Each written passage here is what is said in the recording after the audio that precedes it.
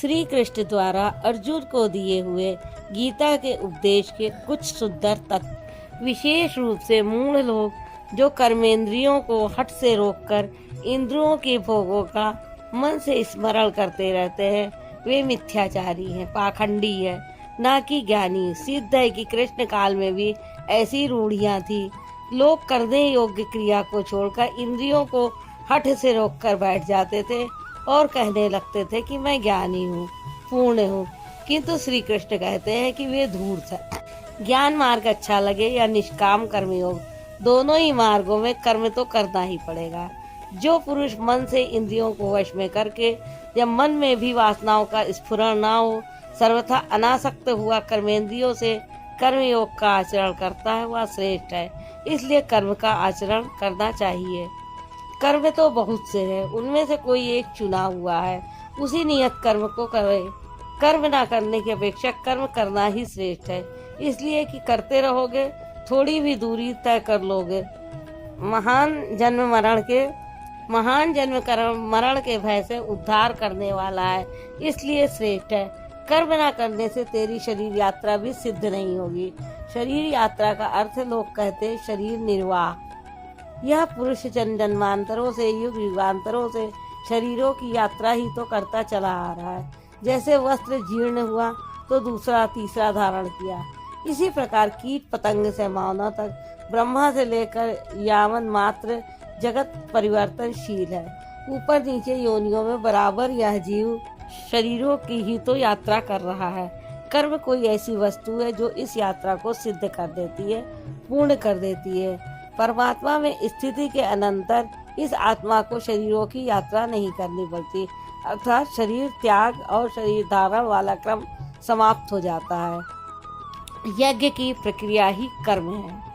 यह हरकत कर्म है जिससे यज्ञ पूर्ण होता है। सिद्ध है कि कर्म एक निर्धारित प्रक्रिया है। इसके अतिरिक्त जो कर्म होते हैं वे कर्म नहीं है। सारा जगत जिसमें रात दिन व्यस्त है वह इसी लोक का एक बंधन है, ना कि कर्म।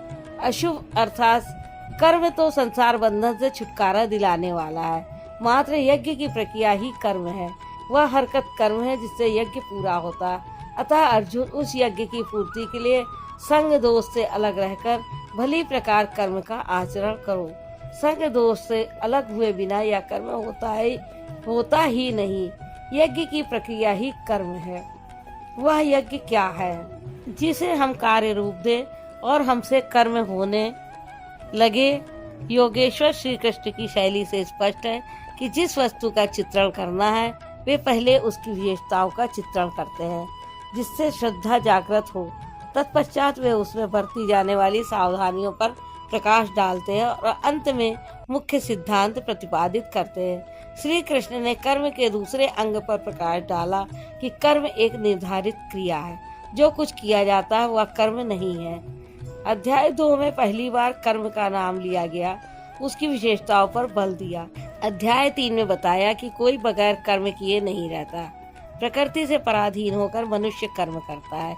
इसके बावजूद भी जो लोग इंद्रियों को हट से रोककर मन से विषयों का चिंतन करते हैं वे दंभी हैं, दंभ का आचरण करने वाले हैं।